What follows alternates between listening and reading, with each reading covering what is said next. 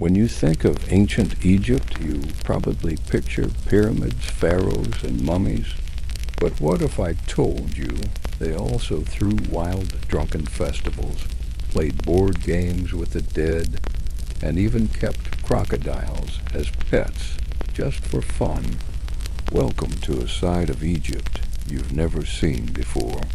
This isn't the history you learned in school. This is the weird, the wild, and the wonderfully bizarre world of ancient Egyptian entertainment. From sacred tattoos and boat battles to erotic, papyrus art and drunken rituals under the desert stars, these people knew how to enjoy life and death. Stick around, because what you're about to discover will change the way you see the ancient world forever. The Nile was the lifeblood of ancient Egypt. It gave them food, transportation, and connection to the gods. But it wasn't just for survival. The Nile was also a battlefield. Incredibly, the ancient Egyptians held mock battles on the water, not just as ceremonial rituals, but as intense contests of strength, skill, and even courage. These water wars weren't always symbolic. Sometimes they got dangerously real. Imagine the scene. Teams of young men climbing into reed boats, armed with long sticks, oars, and shields. Spectators lined the riverbanks, cheering and laughing, while others floated nearby on separate boats to observe the chaos. These events were often tied to religious festivals, especially those honoring gods of war like Mon-Tu, or sky deities like Horus. The battles served both as ritual reenactments and community entertainment. These mock naval battles resembled today's contact sports. The competitors tried to sink each other's boats, knock opponents into the water, or even wrestle them off their crafts. Sometimes the games turned brutal. Historical accounts and temple carvings suggest that people occasionally drowned or were seriously injured in the frenzy. But the risk only made the event more thrilling for both participants and onlookers. Why did they do this? Scholars suggest a few reasons.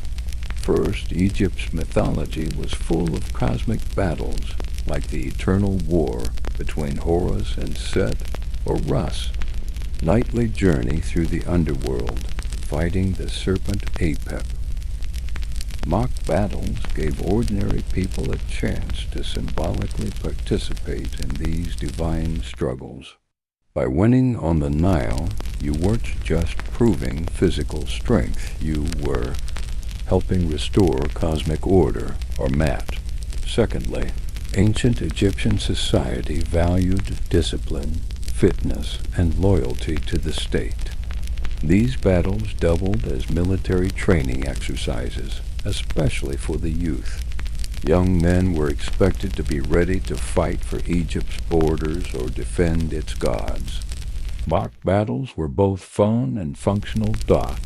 And of course there was beer. A lot of beer.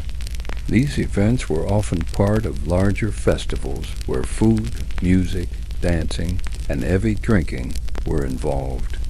Participants weren't just warriors, they were performers in a national spectacle.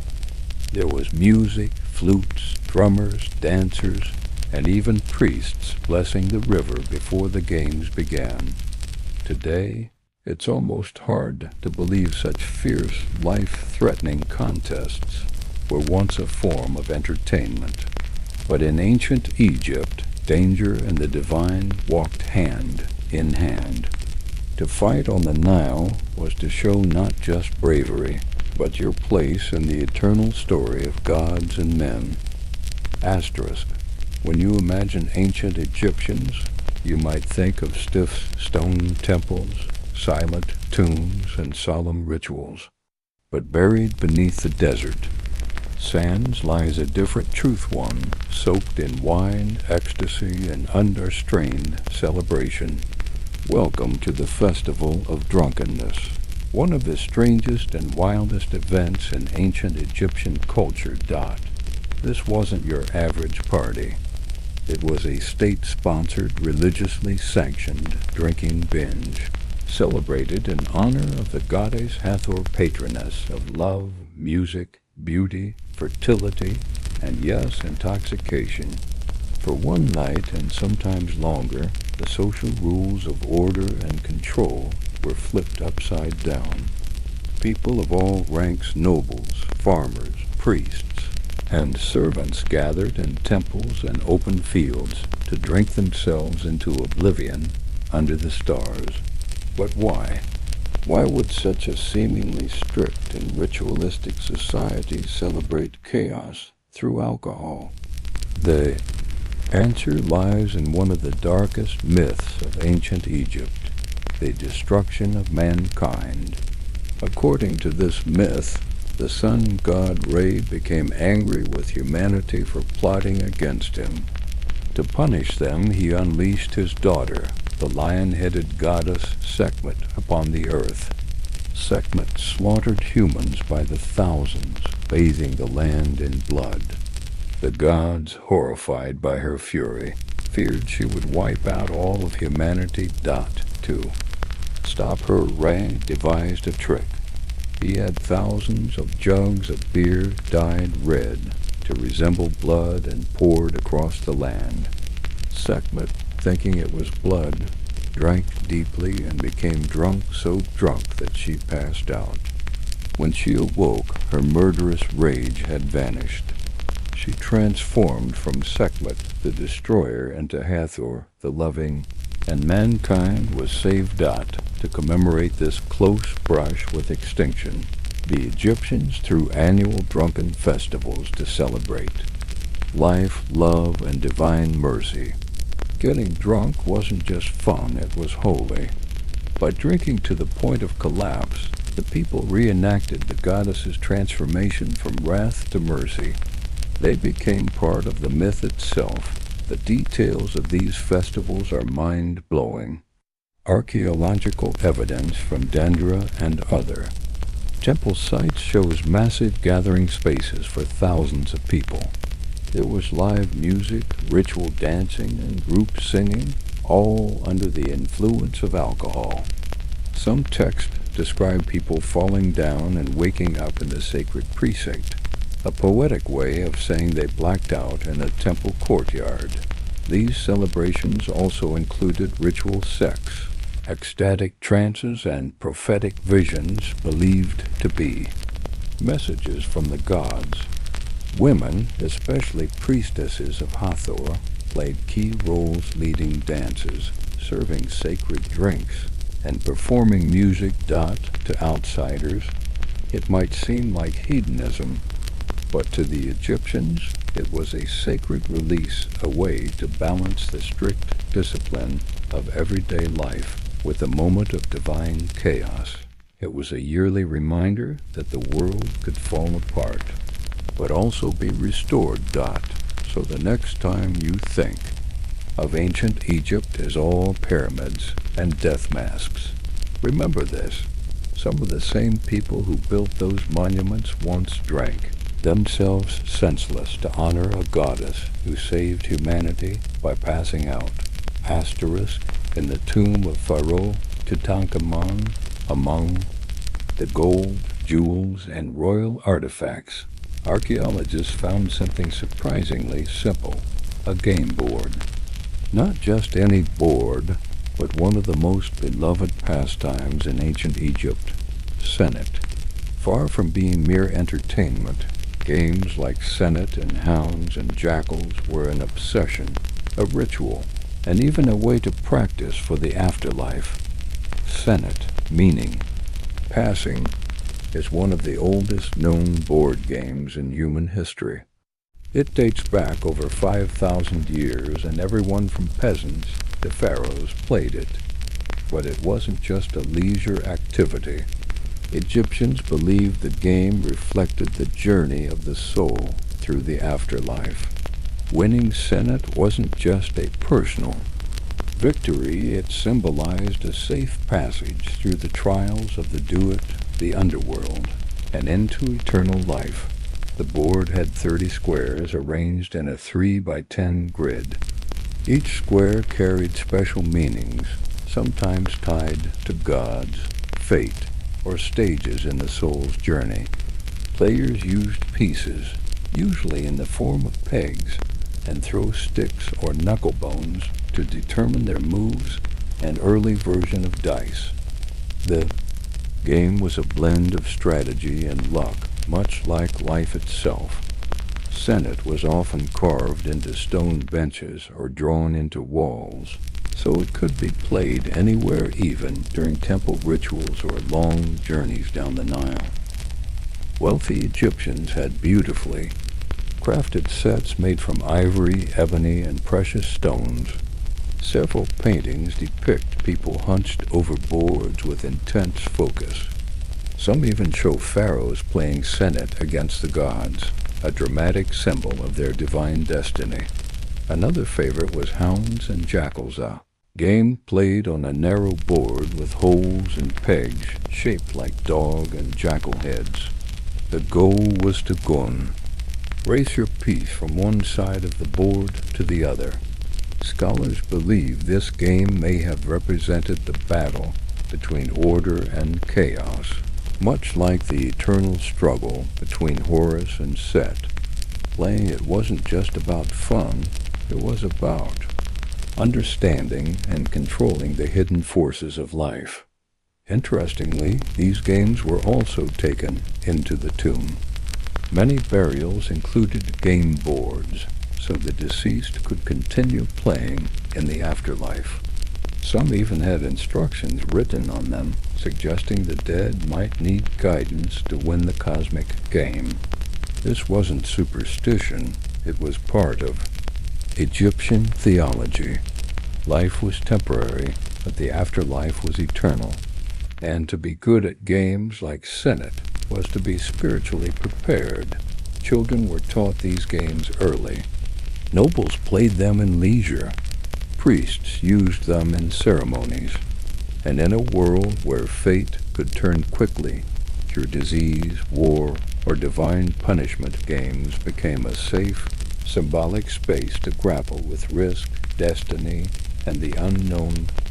So, the next time you roll dice or sit down for a game night, remember, for the ancient Egyptians, games weren't just a pastime.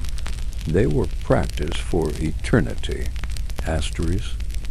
In the vast pantheon of ancient Egypt, where gods took the form of falcons, lions, jackals, and crocodiles, animals were more than creatures.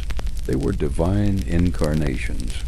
But beyond worship, animals also held a strange and fascinating place in the daily lives of Egyptians. In fact, some of them were kept as pets, and not the kind you'd expect. Among the elite, it wasn't unusual to see homes or temples with tame crocodiles, baboons, and even lions as a bizarre form of spiritual entertainment and divine companionship. Let's start with the crocodile. The Nile crocodile was both feared and revered. It was the living symbol of Sobek, the crocodile-headed god of fertility, protection, and the military. In the city of Crocodilopolis, modern-day Fayum, Sobek was the central deity and the main. Temple kept a living crocodile as his sacred embodiment. But this wasn't just some wild beast thrown in a pen. These sacred crocs were pampered, fed honey cakes and beer, and adorned with gold and gemstone jewelry. Sometimes they were mummified upon death and given elaborate funerals, just like people. Some sources suggest that wealthy Egyptian nobles kept smaller or younger crocodiles as personal pets, believing they brought protection and good fortune. These crocs were occasionally seen wearing ornamental collars and were kept in private pools within elite estates. It may sound outrageous today, but for the Egyptians, Living with a sacred animal meant living in harmony with the divine. Then there were the baboons, those loud, energetic creatures associated with the god Thoth, the deity of wisdom, writing, and lunar knowledge. Baboons were believed to sing to the rising sun, mimicking the priests who greeted Re-ah each morning. Sacred baboons lived in temple courtyards and were trained to perform specific rituals. In rare cases, they were mummified and buried in specially decorated sarcophagi, complete with prayers and inscriptions. But it didn't stop there. Some upper-class Egyptians kept monkeys and baboons as entertainers. These animals were trained to dance, mimic gestures, or play small instruments, delighting guests at banquets and parties. Imagine a grand feast by the Nile, with golden goblets clinking, dancers swirling, and a baboon performing tricks as the centerpiece. Even more bizarre were reports of domesticated lions in the royal courts. Pharaohs, wanting to emphasize their divine power and dominance, kept lions as symbols of strength and kingship. Some depictions show pharaohs walking lions on leashes or riding in chariots accompanied by them living. Breathing embodiments of their might. To modern eyes, these exotic pets might seem dangerous, even absurd. But to the ancient Egyptians, animals weren't separate from the divine. They were bridges to the gods. Keeping them close was not only prestigious, it was spiritually meaningful. So yes, in ancient Egypt, pets weren't just cats and dogs. They were crocodiles with golden collars, baboons who praised the sun, and lions who shared the palace floor, strange companions in a land where man and God often walked side by side. We often think of mummification as a quiet, sacred process performed behind closed doors in the silence of tombs. But in ancient Egypt, death wasn't always private, and in some cases, the preparation of the dead became a form of public spectacle.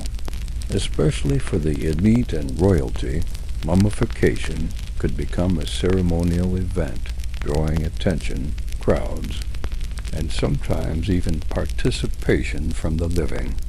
It was strange, elaborate, and by today's standards, eerily theatrical. To understand this bizarre tradition, we need to grasp how central death and the afterlife were in the Egyptian worldview.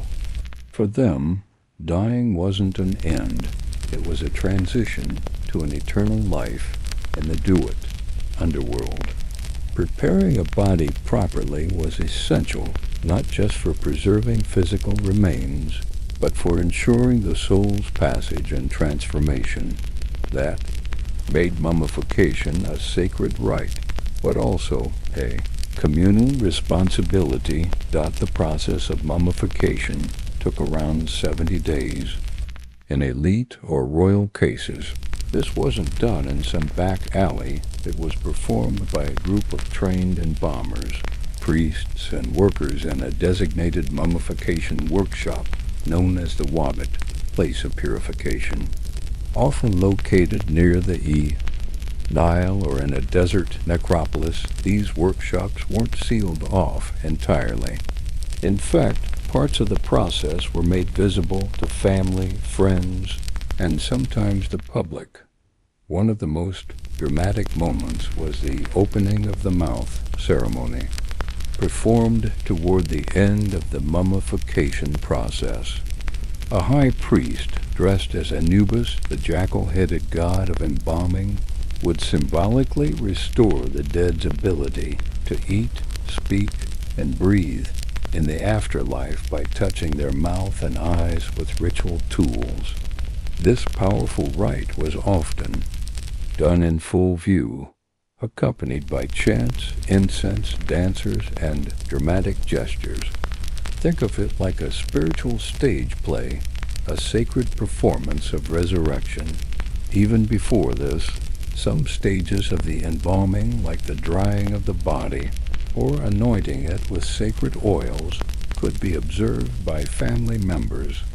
In royal funerals, thousands might gather to witness the funeral procession, where the mummified body was carried in a shrine, pulled by oxen with professional mourners wailing loudly, tearing their clothes, and throwing dust in the air to show grief. The line between ritual and public theater blurred completely. Mummification was also an economic event. For large funerals, vendors lined up to sell food, drinks, amulets, and even funerary trinkets to attendees. In many ways, these gatherings resembled a festival for the dead half-sacred, half-social dot, and here's the strangest part. Mock mummifications were sometimes done in festivals or mystery plays to honor Osiris, the god of the dead. Actors would die, be embalmed in public, and rise again reenacting divine myths to thrill and educate the crowd. So, yes, while modern funerals strive for quiet dignity, ancient Egyptians sometimes did the opposite. They turned death into a dramatic, public ritual of visible passage from one world into the next, with the audience watching, weeping, and wondering what came next. Asterisk. When we think of ancient Egyptian art, we usually picture solemn statues of pharaohs, towering temples, and godly reliefs carved in stone. But hidden in tombs, drawn on scraps of papyrus, and whispered through time are fragments of a very different Egypt, one that celebrated sexuality, desire, and romantic play. Far from being repressed, the ancient Egyptians had a surprisingly open and often humorous approach to eroticism. In fact, some of their art and poetry would make even modern audiences blush. One of the most infamous discoveries is the Turin Erotic. Papyrus, often called the world's oldest pornographic art, found in the early 19th century and believed to be over 3,000 years old. This unique document features a series of illustrations showing men and women in explicit sexual positions, often with exaggerated features and humorous captions. Scholars believe it may have been created by scribes as a parody or private entertainment for someone in the royal court. Unlike most Egyptian art, which is formal, symbolic, and respectful, this papyrus is vulgar, cartoonish, and wildly imaginative, but eroticism wasn't limited to drawings. Ancient Egyptians wrote love poetry that rivals anything from the Renaissance. These poems, often sung or recited at festivals, celebrated flirting, longing, desire, and even lust. Many were written from a female perspective, suggesting that women had a voice in expressing attraction and passion. A famous line from one such poem reads, "I would be the washer of your body, bathing in your presence, touching your limbs, as the Nile touches the shore." Others used metaphors from nature to describe physical desire, comparing lovers to lotus flowers, fish, or fresh figs. Some poems are deeply emotional, while others are clearly teasing and playful. This duality shows that love in ancient Egypt wasn't just about marriage contracts. It was about the thrill of the heart and the heat of the moment. Erotic symbolism also appeared in temple carvings, amulets, and household items. For example, statues of the fertility god, men often shown with a huge erect phallus, were worshipped to ensure crops would grow and women would conceive. Erotic figurines were commonly kept in homes to promote fertility, pleasure, or marital harmony. These weren't seen as indecent, They were considered natural and spiritually important. Even in the afterlife, sexuality had a place. Tomb inscriptions sometimes included poems or symbols expressing a desire to reunite with a lover or continue physical intimacy beyond death. Some couples were buried together in intimate poses, reinforcing the belief that love and sensual pleasure didn't die. They just moved to another plane. All of this points to a society that didn't shame sexuality, but honored it as a sacred, joyful, and essential part of life. For the ancient Egyptians, erotic expression was not taboo. It was an art, a ritual, and sometimes even a joke shared with the gods. So behind the formal masks of gods and kings, ancient Egypt had a beating heart full of laughter, passion, poetry, and pleasure.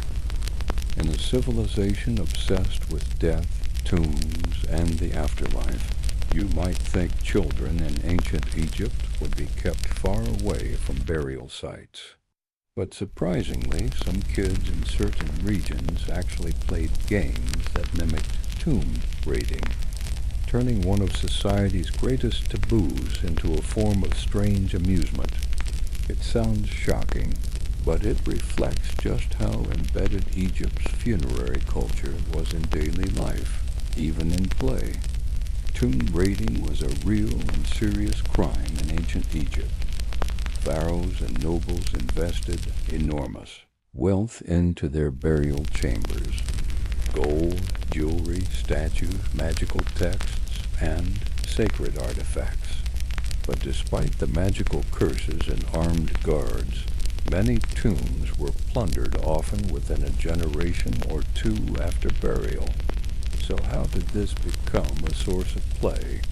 Some scholars believe that in smaller villages near necropolises, such as Thebes or Saqqara, children were often exposed to these ruins.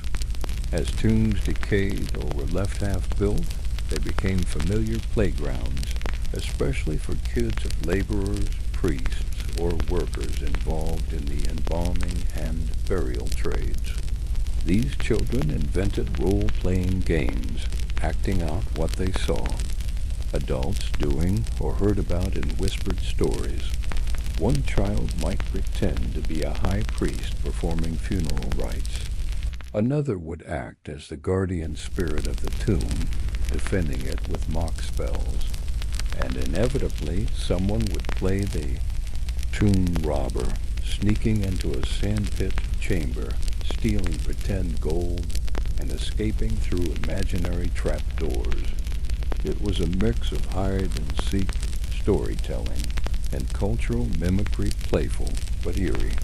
There are even tales and written parables passed down in the Middle Kingdom that describe young men pretending to be tomb robbers and getting caught by temple guards or cursed by spirits. Parables likely used to discourage actual looting by wrapping moral lessons in adventure and truth. Many children probably didn't grasp the full weight of what tombs meant religiously. To them, the tombs were mysterious caves with painted walls, hidden chambers, and forgotten treasures.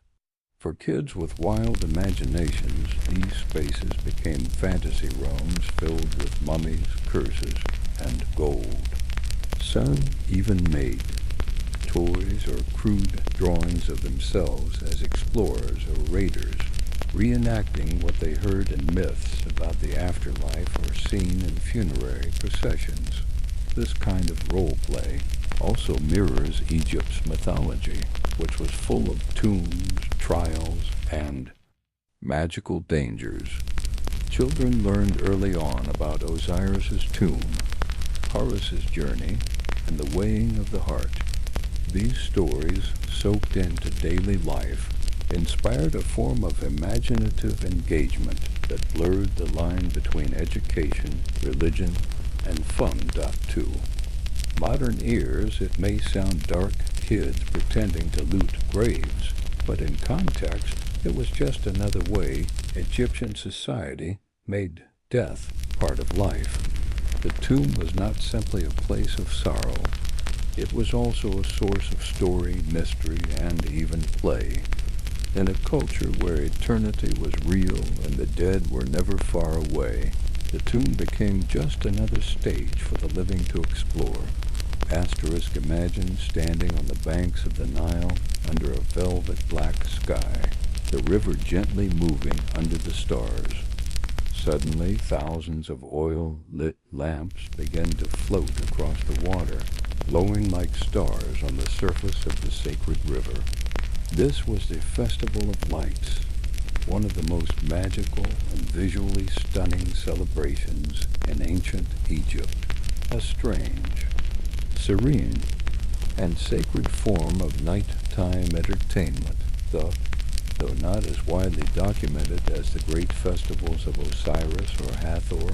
The Festival of Lights was deeply symbolic and spiritually charged. Some historians connect it with the cult of Isis, others with the sun god Re and his nightly journey through the underworld. Regardless of its precise origin, the imagery is powerful, light overcoming darkness, even if only for a night. That the Egyptians believed the Nile was a cosmic reflection of the Milky Way, a bridge between the realms of the living and the divine. To light it up with flames was to illuminate the path between heaven and earth. During the festival, people crafted small floating lanterns from clay bowls, papyrus rafts, or woven reed mats, placing oil and wicks inside. These were lit at sunset and released into the water in mass dot. It wasn't just a pretty sight, it was a spiritual act. Each light carried prayers, hopes, or offerings to the gods. Some were made in memory of ancestors. Others were to request blessings, fertility, or protection. Families would gather along the banks, release their lamps, and watch their intentions float gently toward the horizon, trusting the Nile to carry them to the gods. But it wasn't a silent event. The festival was accompanied by chanting priests, music, and offerings of incense. Temples near the river would hold special night rituals. Boats decorated with gold, leaf, and flowers sometimes sailed alongside the floating lanterns, carrying statues of gods like Isis, Hathor, or Khonsu, the moon god, all bathed in flickering firelight. For many, this was a rare opportunity to be part of a grand visual ritual. Most Egyptian ceremonies took place inside temples, hidden from the public. But the Festival of Lights invited the entire community, young and old, rich and poor, to witness and participate in a shared divine experience. It's easy to see why this would be considered strange by modern standards. Floating fire on water, massive communal prayer, and watching flames drift away in silence. This wasn't just entertainment. It was ritual magic through beauty. And the Egyptians believed that beauty itself was a way to reach the divine. Some modern scholars compare this festival to events like Diwali in India or lantern festivals in East Asia, which also combine light, water, and spirituality. But the Egyptian version had a unique flavor tied to the river that gave them life and the gods who controlled fate. For one night, in the glow of oil flames, the people of ancient Egypt found joy, hope, and wonder not in the pyramids or palaces, but in thousands of tiny lights dancing on sacred waters. Asterisk, in the ancient world, tattoos were often seen as barbaric or reserved for outsiders. But in ancient Egypt, tattoos were spiritual, intimate, and surprisingly common, especially among women. Far from being taboo, tattoos served as a form of devotion, protection, and divine connection. And in a culture where physical beauty was considered a mirror of inner harmony, body art was more than decoration. It was sacred expression. While tattoos were likely not as widespread among men, female priestesses, dancers, and temple workers often bore them. These weren't random patterns or fashionable designs. They were symbols tied directly to the gods, meant to invite blessings or ward off danger. Some of the most frequently tattooed symbols were lotus flowers, scarabs, snakes, and images of the dwarf god, best protector of childbirth, music, and fertility. The ancient Egyptians didn't use needles the way modern artists do. Instead, they used sharpened sticks or bronze tools to pierce the skin and rub in natural pigments, usually made from soot, blue copper minerals, or red ochre. This method made the tattoos slightly raised and scar-like, which added a tactile and visual dimension to the symbolism. One of the earliest and most famous examples of tattooing comes from the mummy of Amunet, a priestess of Hathor from around 2000 BCE. Her body, discovered with rows of dots and patterns on her arms, thighs, and abdomen, is believed to have been marked as a sign of spiritual authority or divine alignment. The tattoos may also have had protective or medicinal purposes, especially in the context of childbirth, which was both sacred and dangerous in the ancient world. The god Bes was a favorite subject for tattoos. As a fierce-looking, dwarf-like deity, he represented joy, music, dance, and protection from evil spirits. Women often tattooed Bes near their thighs or hips to protect themselves during pregnancy and childbirth. These tattoos may have also functioned like amulets living, symbols that walked with the wearer, fused to the body itself.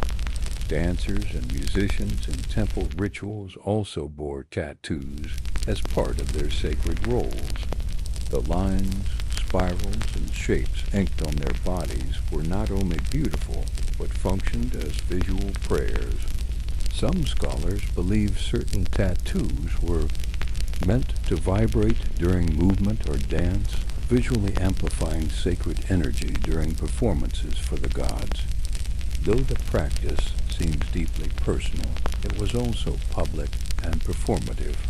A tattooed woman entering a temple wasn't just an individual, she was a living altar, a moving canvas bearing divine marks. It's worth noting that men, particularly in military or prisoner roles, might also have been tattooed, though in their case it may have served as branding or punishment. But for women, tattooing was an act of empowerment, devotion, and spiritual strength. In a world where the body and soul were intimately connected, to tattoo oneself for the gods was to declare loyalty, invite protection, and transform flesh into faith.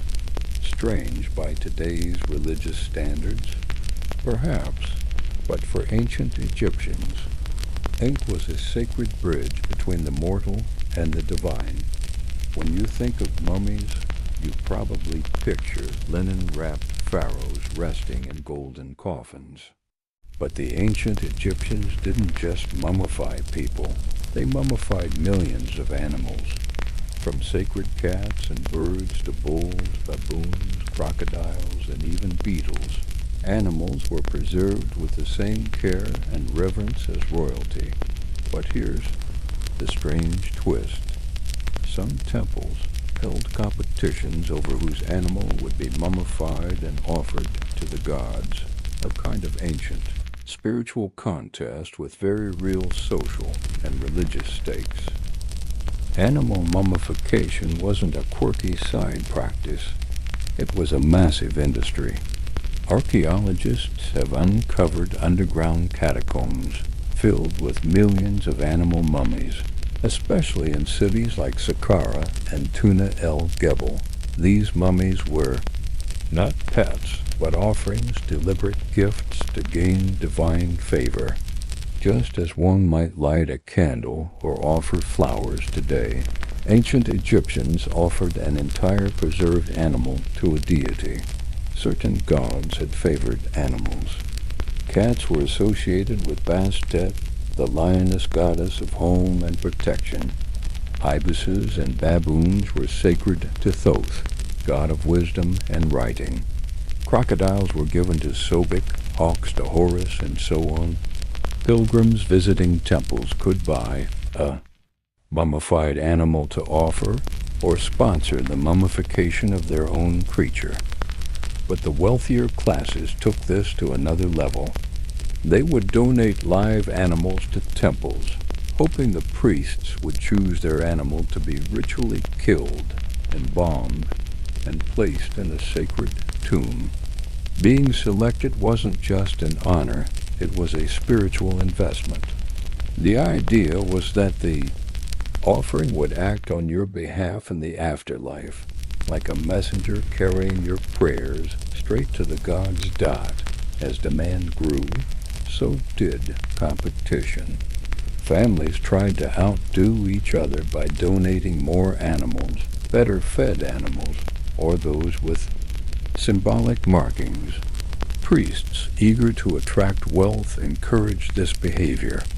It became a strange spiritual marketplace where religious devotion and prestige were tied to how many or what kind of animals you could offer. The most famous example of this is the Perfume at Saqqara, where Apis bulls, considered living gods, were entombed in massive granite sarcophagi.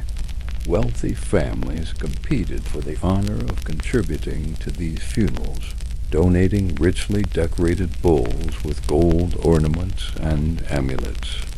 Some even had small chapels built near the burial sites to show off their family's divine favor.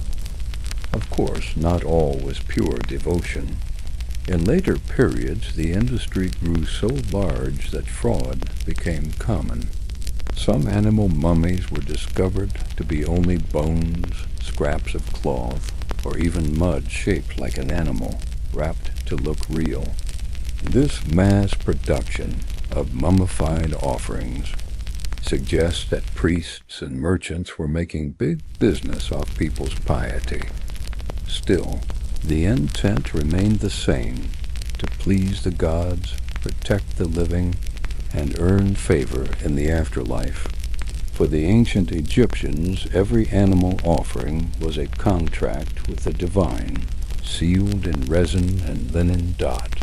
So while it might seem strange today, in a world where gods walked in animal form, giving an animal to the gods wasn't weird, it was.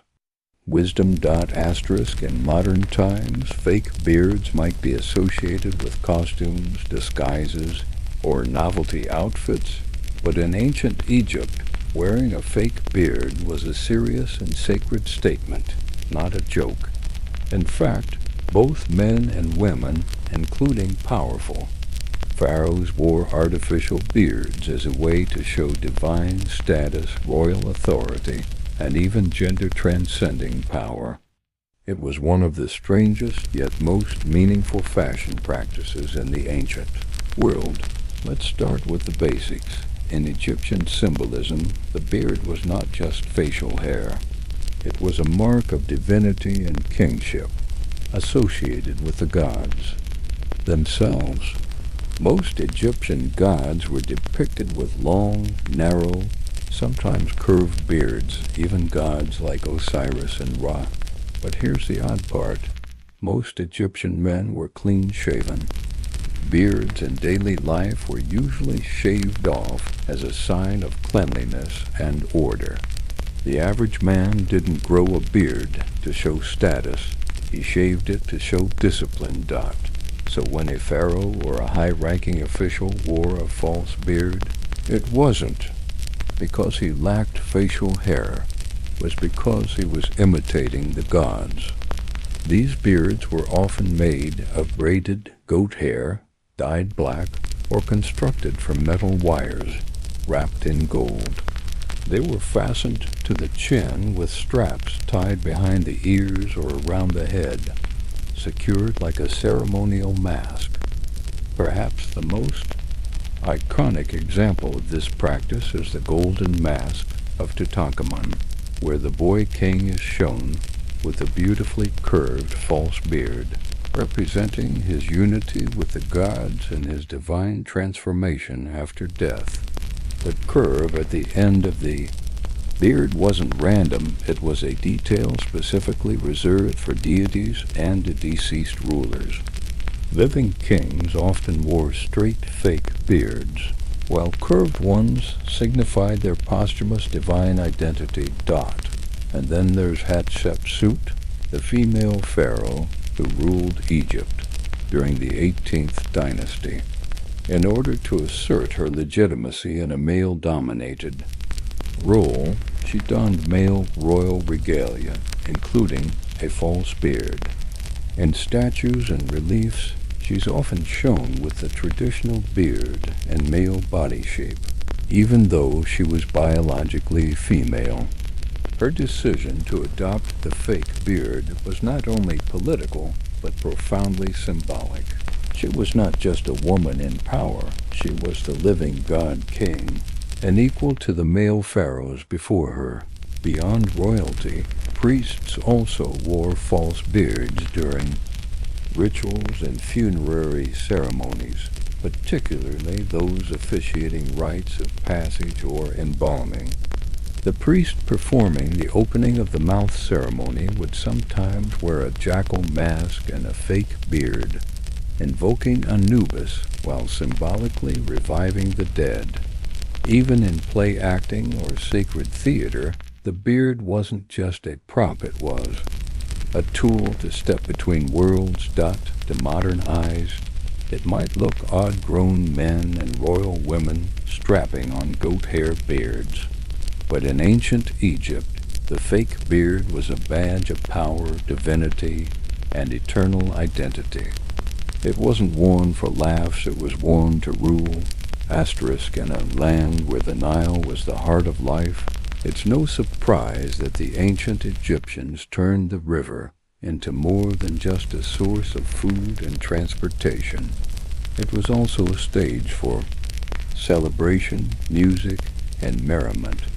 One of the strangest and most charming traditions they had, throwing boating parties, complete with musicians, dancers, beer, and revelry, drifting gently along the sacred waterway as the sun set behind palm trees. To the modern mind, these parties might seem like river cruises or bachelor boat bashes, but in ancient Egypt they were blends of leisure and ritual, pleasure and piety. For Egyptians, joy wasn't just allowed, it was a divine offering. The gods didn't want solemnity all the time. Sometimes they wanted to hear laughter over the waters. These boating parties were especially popular during religious festivals, such as those honoring Hathor, Bas, or Osiris. During these events, the Nile became the central path for processional barges, massive ceremonial boats carrying statues of gods, flanked by smaller vessels filled with priests, musicians, dancers, and ordinary people.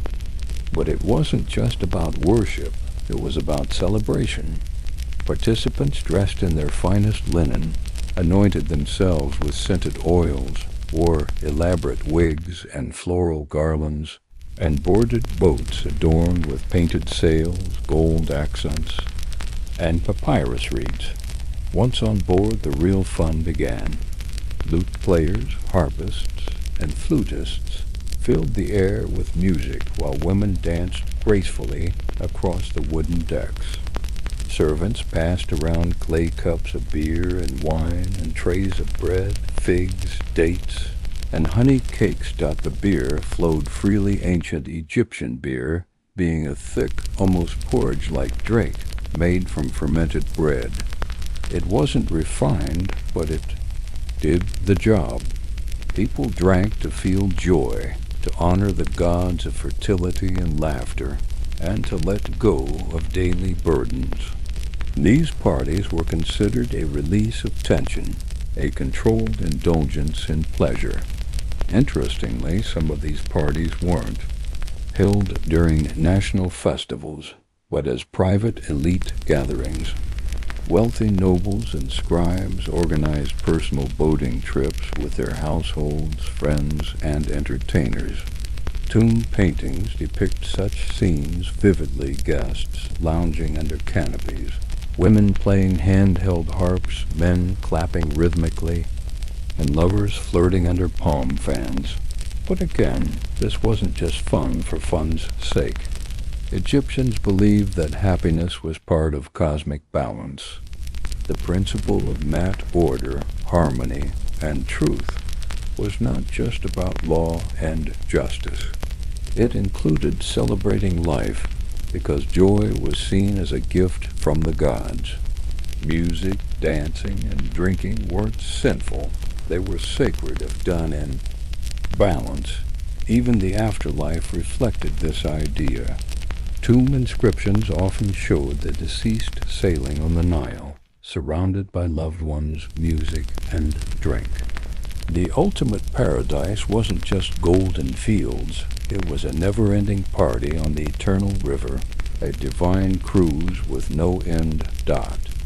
So next time you think ancient Egyptians were only about death and pyramids, picture this: a glowing sunset on the Nile, music echoing across the water, a garlanded woman dancing to a harp, and a clay cup of beer raised in joy. For the Egyptians, that was heaven. Asterisk: in most cultures, the dead are remembered in quiet, solemn ceremonies. But in ancient Egypt, death didn't end the party.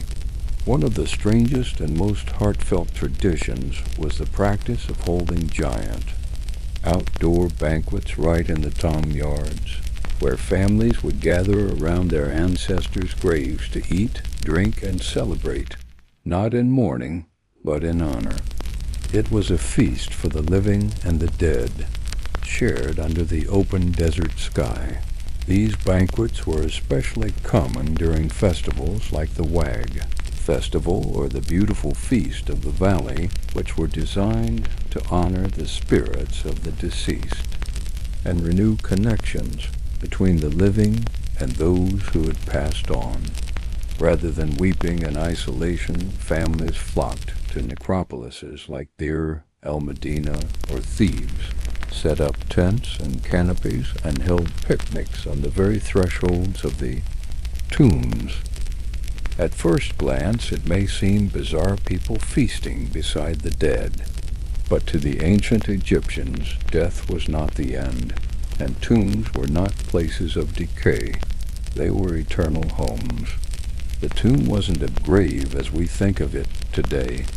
It was a carefully constructed house of eternity.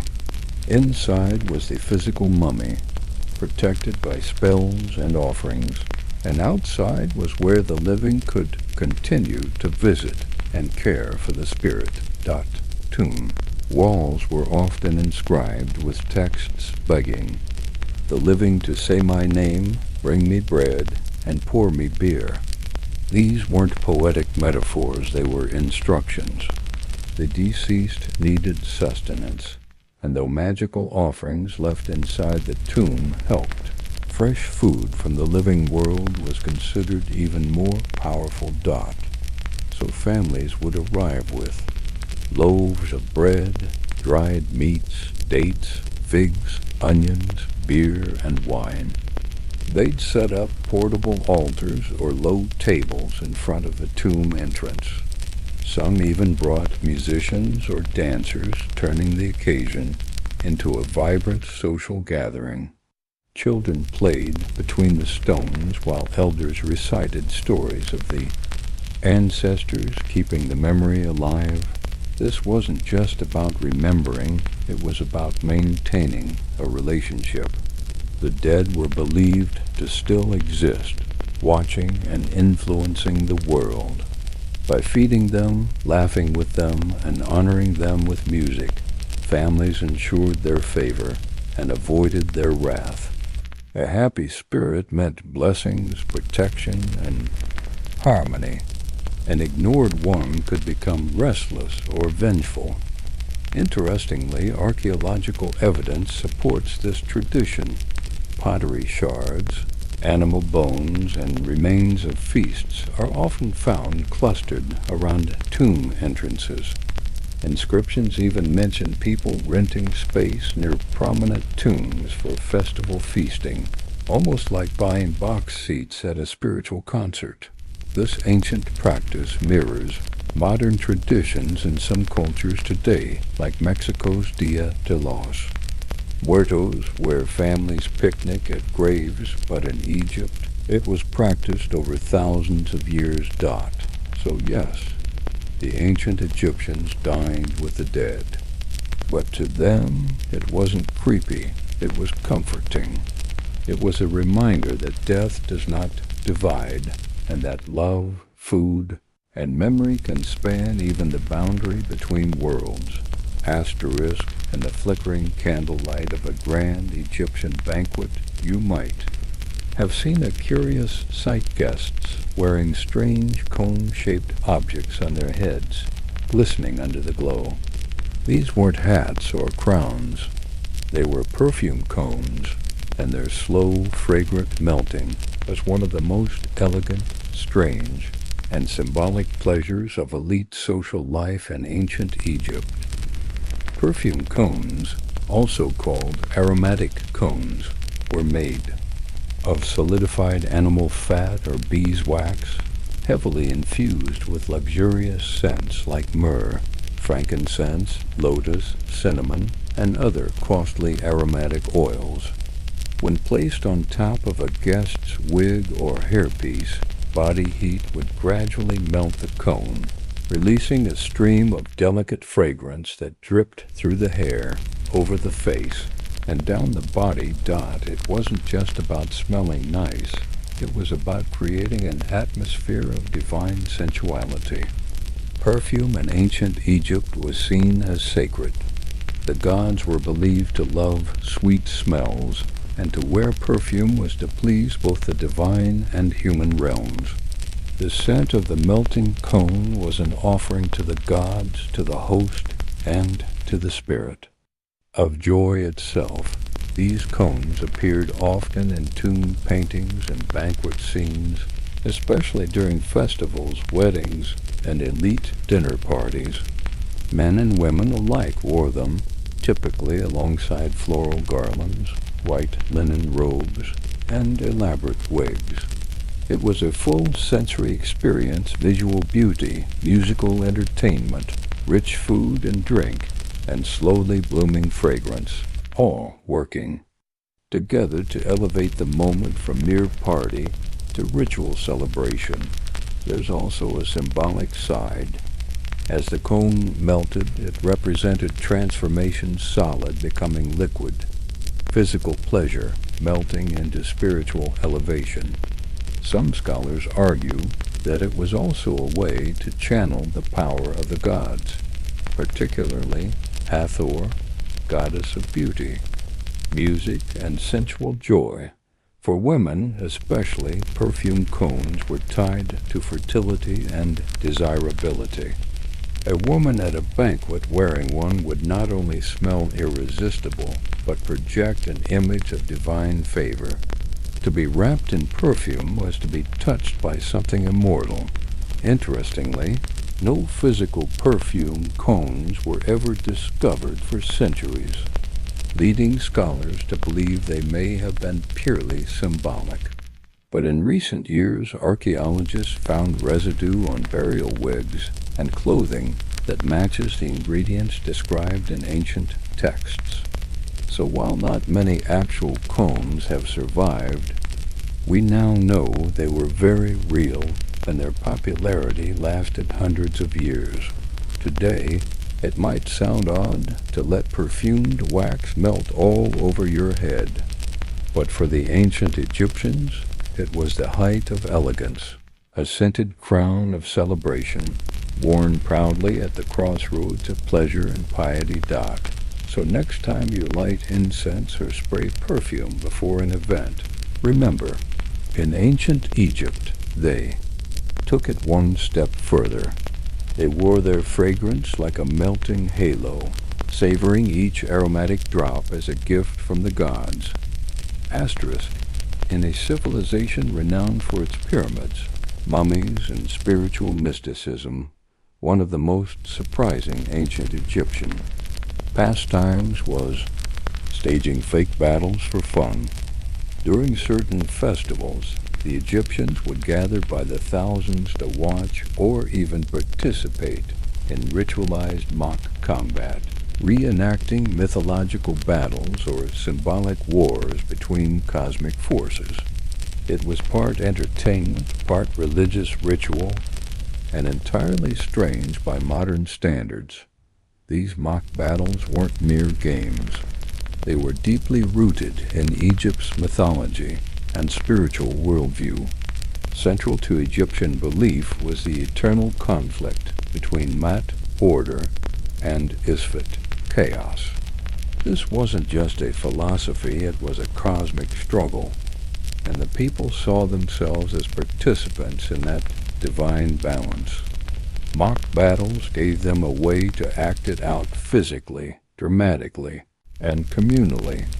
One of the best-known examples occurred during the Feast of the Valley and the Festival of Horus and Seth, which celebrated the mythic rivalry between Horus, the falcon-headed god of kingship, and Seth, the god of chaos and storms. These stories were not just recited, they were performed. In open-air settings, groups of men would split into teams, one representing the forces of order, often Horus' side, and the other symbolizing chaos, Seth's side. Armed with sticks, shields, or even mock weapons, they would charge, clash, and retreat, creating a dramatic spectacle for the crowds. Though these battles were rehearsed, they could become intense. Injuries were not unheard of, but the goal wasn't. To hurt, it was to reenact myth, entertain, and invoke cosmic protection. The winning team often represented the triumph of order, symbolizing hope for a fertile year, safe floods, and divine favor. Other festivals, especially those honoring local deities, featured smaller-scale mock battles. Sometimes these resembled tug-of-war games, competitive races, or wrestling matches, where participants embodied mythical heroes or even animal gods. These events were inclusive, with youth groups, temple trainees, and even women, in rare cases, taking part. They were accompanied by music, cheering, and feasting, making the whole thing feel like a mix between theater, sport, and sacred ritual. Interestingly, some of these mock battles even had political undertones. A victorious team of order might represent the ruling pharaoh's power, subtly reinforcing his image as the chosen one of Mat. Through playful war, the crowd was reminded who kept chaos at bay. What's particularly striking is that violence was ritualized, not glorified. Egyptians weren't celebrating war itself, they were celebrating balance restored. And they did. It with performance, symbolism, and community spirit. Today, we might compare it to historical reenactments or even certain sports rivalries, but the Egyptian version carried cosmic weight. Every swing of a stick, every choreographed tumble was a nod to the gods, a prayer acted out in motion. So while mock battles might seem strange or even barbaric from afar in ancient Egypt, they were a powerful fusion of myth, meaning, and movement, a reminder that sometimes you fight not to destroy, but to keep the universe in harmony.